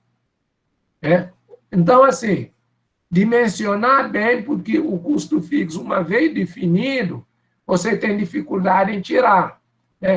Eu costumo dizer, o cara vai lá, vai construir uma casa. Aí, na hora que ele vai desenhar o projeto, ele vai lá, faz uma casa de 400 metros, ele faz não sei quantos quartos, bababá, piscina, etc, etc. Aí, no terceiro mês, ele fala, pô, mas está vindo energia de R$ 1.200 na minha casa. Eu preciso cortar. Meu filho, você já foi. Por mais que você tenta cortar a energia, a chance de reduzir é pequena. Por quê?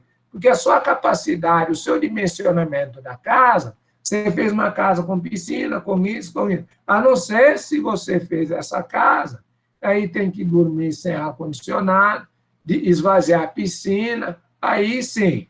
Mas aí você tem recurso investido que não vale a pena. Então, numa pequena propriedade, isso é importante. E, em vez de eu estar comprando um barracão com pouca utilização, eu poderia estar usando esse dinheiro no meu processo produtivo. E, muitas vezes, ela se dá a aquisição dos gastos, a aquisição dos meus bens fixos, ela se dá por forma de financiamento. Então, eu tenho que tomar muito cuidado. Por exemplo, eu preciso ter um trator próprio ou não? Sabe? É melhor alugar um trator ou é melhor terceirizar? É melhor...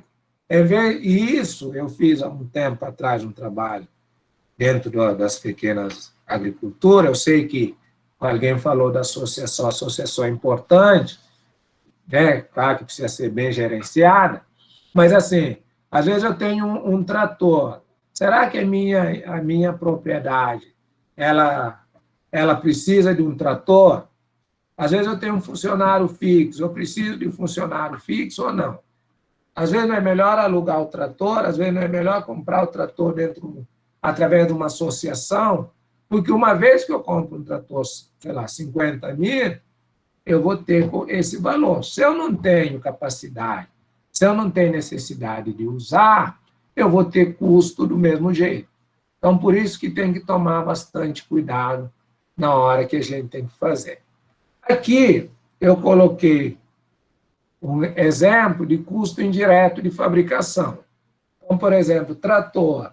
Se eu trabalho com trator utilizado em várias atividades, às vezes eu não tenho como identificar. E aí cabe um outro parênteses. Tem coisas que a gente até tem condições de identificar. Só que a gente tem uma das regras que eu tenho que tomar cuidado para não criar controle, que o custo de manter esse controle é maior que o benefício que ele vai nos gerar.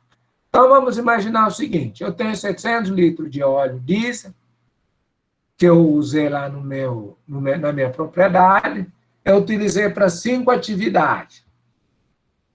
Talvez eu tenha uma regra de, na hora que eu for ligar o trator para trabalhar na cultura A, eu posso anotar e ver quanto que eu gastei, Mas dependendo do... É possível fazer isso? É. Só que, assim, dependendo do custo, do tempo que o cara vai anotar, quanto vai, quanto vem, talvez a diferença é tão pequena que não compensa. Então, eu estou pedindo para fazer controle, e a ideia é que você identifica cada vez mais os custos aos produtos, mas tomar cuidado para não começar a criar tantos controles que o custo de manter esse controle é maior que o ganho que ele tem. Né? Então, é que nem eu costumo dizer, vamos pensar numa empresa lá na nossa faculdade, né? A FACE. Daqui a pouco a gente fala assim, está gastando, sei lá, 1.000 cópias por mês. Aí, por algum motivo, foi para 2.000 cópias. Então, a partir de agora, eu vou colocar um funcionário para começar a controlar isso. É claro que a cópia a gente tem, no caso, a gente tem como o sistema permite. Mas eu não posso, por exemplo, delegar um funcionário sabendo que o benefício gerado por essa descoberta é menor do que o ganho. Né? Então, por exemplo, uma outra coisa, seguro no cultivo para granizo. Então, se eu faço, ele é um custo indireto de fabricação, porque eu não consigo identificar lá no produto o seguro do granizo, né? Tesoura para poda, amaradores para fio, etc, etc. Então, eu tenho alguns produtos, alguns custos que elas é indireto, porque eu não consigo identificar ela ao produto. Ou seja, eu não sei, tanto uma tonelada, quanto que foi de aparador para fio. Eu não consigo. Por isso que é indireto. O direto já é quando eu falo assim, não, é uma tonelada de uva, foram tantos de inseticida, tanto de muda, tanto, etc, etc. Tá? Bom, então aqui eu queria antes falar, então, mais um outro elemento. Então, para a gente, às vezes, facilitar o processo e identificar que produto ela é mais lucrativa, qual produto eu devo incentivar, eu tenho um elemento chamado margem de contribuição. Quando eu vou trabalhar com margem de contribuição, eu vou fazer o seguinte, eu vou pegar os meus custos, eu vou dividir em fixo e variável, os meus gastos, custo e despesa em fixo e variável. Aí eu vou deduzir do meu preço de venda os impostos e o meu custo e despesas variáveis. O que são custos e despesas variáveis mesmo? São aqueles custos que modificam, que vai acontecer apenas quando eu for produzir determinado produto. Então, quando eu falo de matéria-prima, eu sei que quanto mais matéria-prima eu utilizar, mais custo de matéria-prima eu tenho. Então, eu vou trabalhar com o conceito de margem de contribuição, que eu pego somente aqueles meus custos variáveis e despesas variáveis para trabalhar. Por quê? Porque o custo fixo, eu não consigo identificar um produto. Então, eu falo, olha, o custo fixo é de estrutura, eu vou trabalhar com custo fixo e com custo variável. Então, por exemplo, eu tenho aqui, eu fiz um demonstrativo, eu fiz 3 produtos. Eu tenho produto A, produto B, produto C, e aí a receita, o preço de venda do A é 150, do B 120 e do C 200. Aí tem um imposto fundo rural, eu tirei, aí eu tenho receita líquida, ou seja, minha receita bruta, preço de venda menos imposto. Aí cheguei numa receita líquida de 146, 117, 195. Aí eu fui lá e vi quais são os custos variáveis, ou seja, aqueles custos que alteram de acordo com a quantidade produzida. Então, 60, 50 e 80, despesas variáveis, aí eu cheguei na margem de contribuição. Então, na minha margem de contribuição, eu vi o seguinte, que o produto que me gera maior resultado é o produto C, cultura 3. Então, essa cultura 3 é o que me gera maior resultado. Vamos imaginar que esse produto aqui, eu vou até colocar aqui, 160, a cultura 1, ela tem, aqui, vamos, 130, aí mais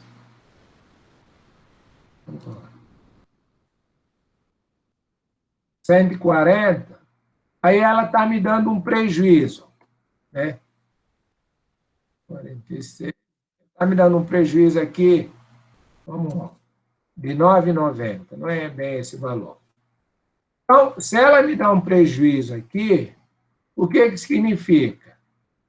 Que esse produto, a cultura 1, como ele tem um custo variável e despesa variável maior que o receita, significa que esse produto aqui, o custo variável, ou seja, aquele custo que necessário para a sua produção, é maior que o preço de venda. Então, significa que quando eu tenho um produto com margem de contribuição negativa, significa que eu não deveria produzir. Por quê? Porque o preço de 150, ela é incapaz de cobrir somente aqueles custos, por exemplo, de muda, de inseticida, ou seja, aquele custo específico desse produto. Ok? Então, a minha margem de contribuição, ela é muito importante para isso. Então, vamos imaginar hoje que a cultura 2 é R$ 120. Ela é 120, o meu preço de venda, e o meu lucro é 55. Tá? Bom, aí chega uma pessoa aí que ele fala assim, Antônio, eu gostaria que você me vendesse, por exemplo, aquela associação lá de leite. Aí o cara fala assim, eu quero que você me vende 100 unidades, que você me vende, em vez de 120, a 100. Você aceita ou não? Então, para dizer se eu aceito ou não, então, primeiro eu tenho que fazer algumas perguntas. Hoje eu estou vendendo a 120, cada queijo me dá uma margem de contribuição de 55. Então, alguém vai lá, faz uma associação dos funcionários do FGD ou ABV, fala assim, olha, se você me vender a R$100, eu vou comprar mais 500 unidades. Ok? Então, a primeira coisa que tem que pensar, antes de você tomar a decisão, bom, hoje esse produto me proporciona uma margem de 55. Se eu reduzir o meu preço de 120 para 100, eu continuo com uma margem ainda de R$ 35,90. A primeira coisa que eu tenho que olhar. Bom, isso significa que a redução, o desconto que eu posso proporcionar, o desconto solicitado, ainda ele vai me colocar com uma margem boa, ok? Aí, um segundo elemento que eu vou ter que pensar é o seguinte, hoje, eu tenho uma capacidade ociosa que eu não estou utilizando ou não? Vamos imaginar que eu tenho capacidade de produzir 1.000 queijos por dia, eu estou produzindo apenas 700 queijos, ou 500. Bom, aí eu sei que se eu usar com a mesma estrutura de custo que eu tenho uma ociosidade de 300. Então, eu posso pensar em utilizar. Claro que essa estratégia, eu tenho que pensar quem que é esse cliente, por exemplo. Eu vou vender para o ABV isso, mas lá para o Chama, por quanto que eu vendo? Que outras questões de marketing. Mas aqui eu queria chamar a atenção só nessa política. Então, às vezes, é comum, por exemplo, que a agricultura familiar, quando a gente pensa em associação, que você tem novas ofertas, novos pedidos e um preço menor. E aí você tem que ter essa informação para dizer, não, a minha margem de contribuição, ou seja, preço de venda menos os custos e despesas variáveis, é positivo. Então, eu posso começar a fazer discussão. Margem negativa significa que eu nem discuto. Eu não consigo, eu não consigo manter a longo prazo um produto que a despesa o custo é maior que a despesa. É a mesma coisa que eu comprar 1 litro de leite por R$3, eu vender ela por R$2,85. Então, quer dizer, se eu continuar nisso, com certeza a minha empresa vai ter problemas futuros. Bom, aqui, só para me terminar, eu gostaria de comentar ali, acho que não deu muito tempo, a questão de formação de preço. O que a gente tem de formação de preço, né?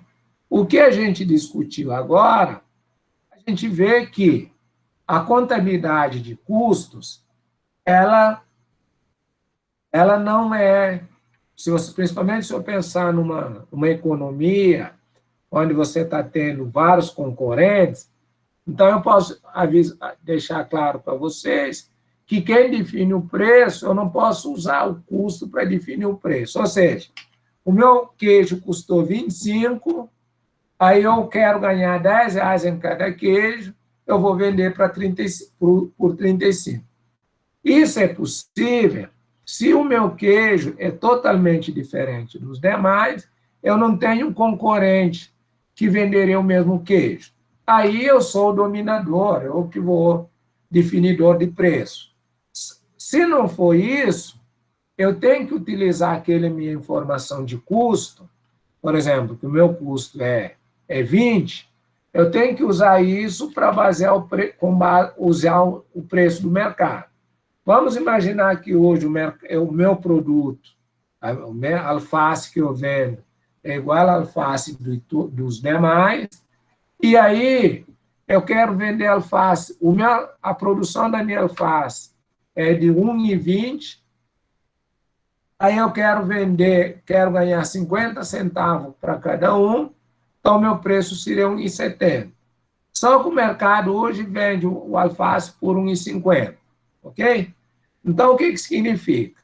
Bom, o meu custo é R$1,20, eu quero vender por R$1,70 para ganhar 50 centavos, mas o mercado está vendendo por R$1,50.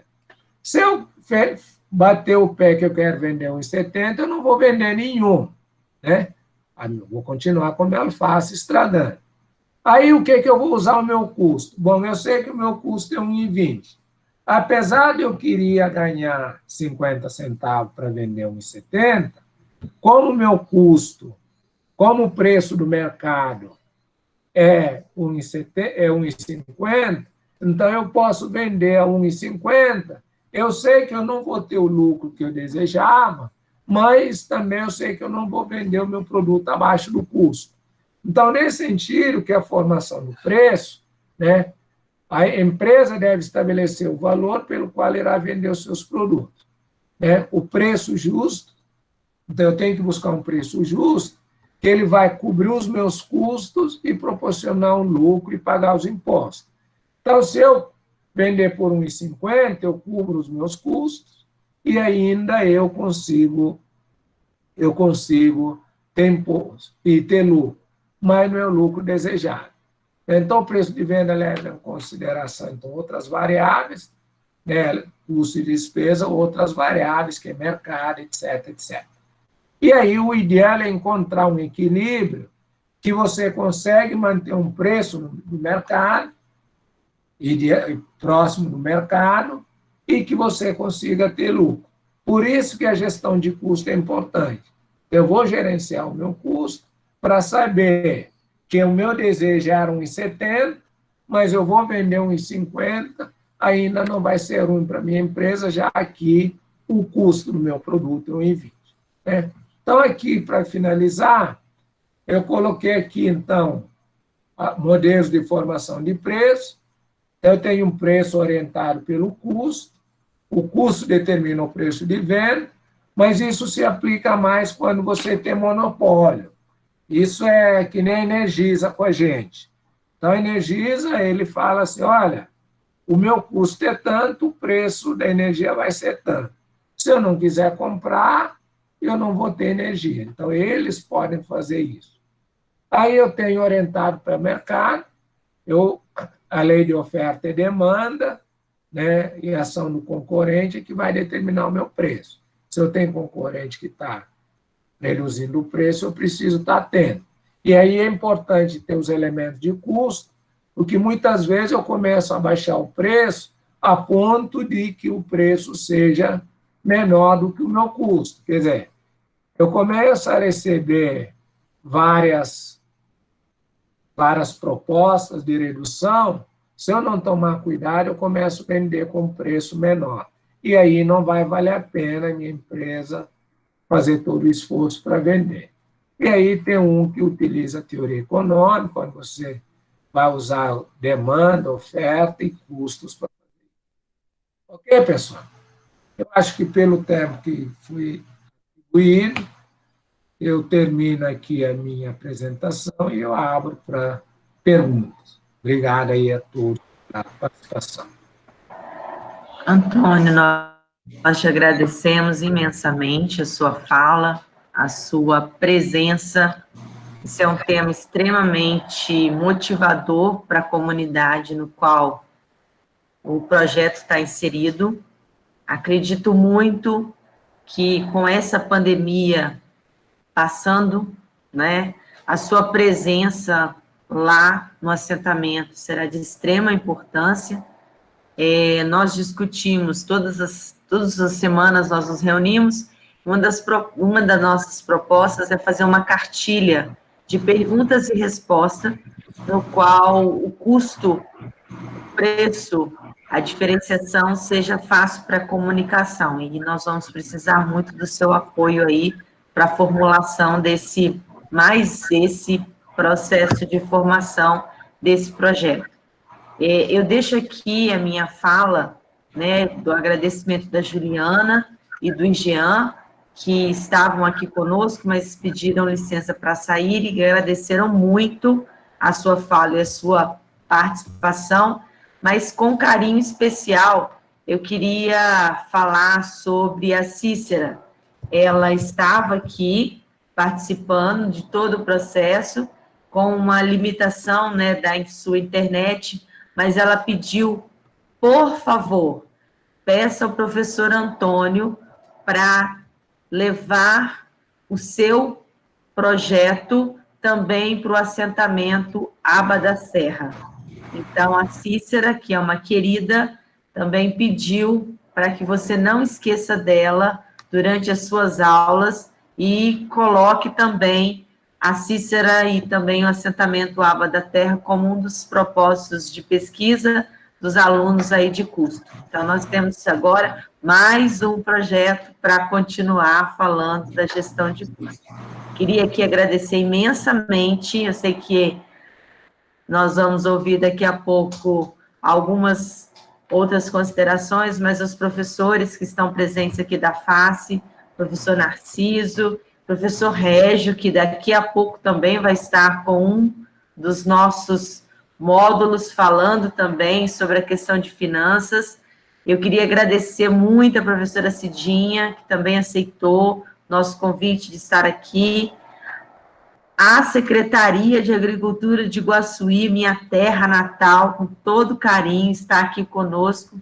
Cristiane, leve o Antônio para falar aí, tá? Ele é muito, muito querido, e eu sei que ele vai ter aí também uma grande oportunidade para falar para minha terra, no meu coraçãozinho, que é Iguaçuí, Espírito Santo. Muito obrigado mesmo pela sua presença. Fiquei muito feliz quando eu te vi aqui, tá? Ó, meu abraço. E a gente tem pessoas de todos os lugares, né? Se a gente fosse aqui abrir Manaus, Tocantins, Paraná, então a gente fica muito feliz, né, pelo trabalho que foi feito desse projeto. Há várias mãozinhas para que ele pudesse estar aí atendendo a essa comunidade que é da agricultura familiar, que é tão importante para o nosso país como foi abordado pelo professor Antônio. Desejo a todos uma excelente noite. O link para a sua declaração de participação foi colocado no chat. Não deixe de preencher, você vai receber esse certificado via e-mail. E teremos outros episódios que a professora Sheila agora vai abordar. Mas aqui eu deixo o meu muito obrigada. Eu quero agradecer a presença de todos, a aula maravilhosa que o professor Antônio nos deu.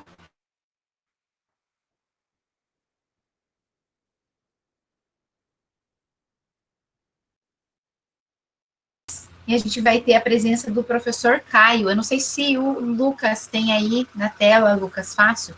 Deixa eu ver se eu consigo. Acho que eu vou conseguir, sim, projetar aqui o do professor Caio. Um convite, então fica um convite, né? Para que vocês estejam com a gente no próximo encontro. Deixa eu partilhar a tela inteira, que eu acho que vai ficar mais fácil.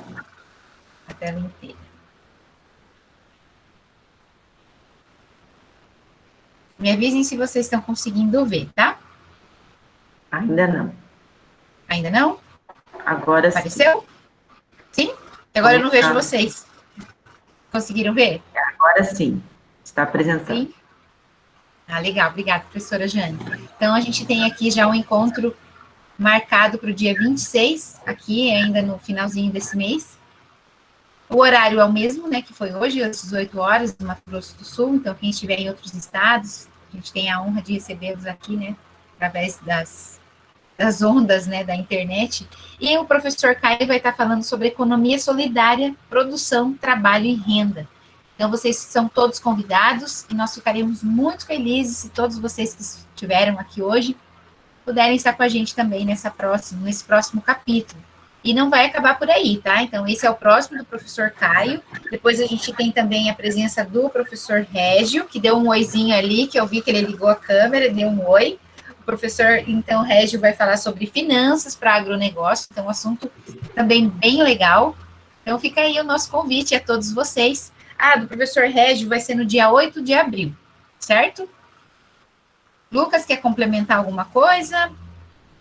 Cadê o Lucas? Acho que nem sobrou muito para eu falar, né? Mas fala aí um pouquinho, o Lucas é o nosso bolsista. Fala sobre o link que você enviou, Lucas, só para quem não percebeu lá no chat. Boa noite. Igual a professora Jane tinha comentado, a gente já disponibilizou o link aí, tá no chat da reunião. Aí vocês têm ainda mais 10 minutinhos para poder responder. Até agora já responderam 32, se a gente está em 45 até agora, então está ainda faltando um pessoal aí. Então não deixe, é muito importante para vocês terem um certificado, tá bom? Agradeço a presença de todos. A gente esperava que ia ter um respaldo bom, mas não imaginava que ia ser tão bom assim. Muito obrigado por tudo. Legal, muito obrigada a todos, obrigada, professor Antônio, mais uma vez, a todos os professores aqui presentes, todos os participantes de todos os lugares, foi uma honra, um prazer. E se por um acaso alguém ficou com alguma dúvida para o professor Antônio e queira talvez passar essa dúvida para frente, a gente repassa para ele e a gente entra em contato via e-mail. Então, vocês têm aí o acesso ao e-mail que foi passado no link, né, pela inscrição também. Então, se vocês quiserem entrar em contato com a professora Jane ou comigo, fiquem à vontade, que se caso ficou alguma dúvida, a gente repassa para o professor Antônio e manda de volta para vocês a resposta, tá bom? Professor Antônio, muitíssimo obrigada. Jane, pode falar. Obrigado a vocês aí pelo convite. Vamos abrir as nossas câmeras, né, para a gente tirar um print para colocar lá na divulgação do evento. A gente queria muito que você colocasse aí o seu rostinho para a gente tirar essa foto. E eu vi a carinha do professor Caio aí também. Caio, muito obrigada. Você é o próximo que está com a gente. Obrigada mesmo, tá? Obrigado, parabéns, Antônio, pela excelente aula aí. Já adiantou bastante coisa que a gente vamos conversar semana que vem, né? Sobre as vantagens da coletiva, da aplicação, em termos de custo, em termos de produção, geração de trabalho e renda também, que a gente vai conversar. Muito legal. Obrigado. Abre a sua câmera aí, pessoal, para a gente tirar um print dessa tela linda que está cheio de gente bonita aí. Vamos lá, vamos sorrir. Sexta-feira à noite. Isso. A Jane falou de abrir câmera, teve gente que saiu correndo. Eu vi, saiu, foi lá arrumar o Né? cabelo para voltar. Gente, obrigada mesmo, tá, Já, Antônio? Gratidão. Esse sorriso aqui mais barato. Gente, ó, gratidão, gratidão mesmo, tá? E os meus alunos vão lá para nossa sala agora, que a gente continua. Até mais, gente. Foi um prazer.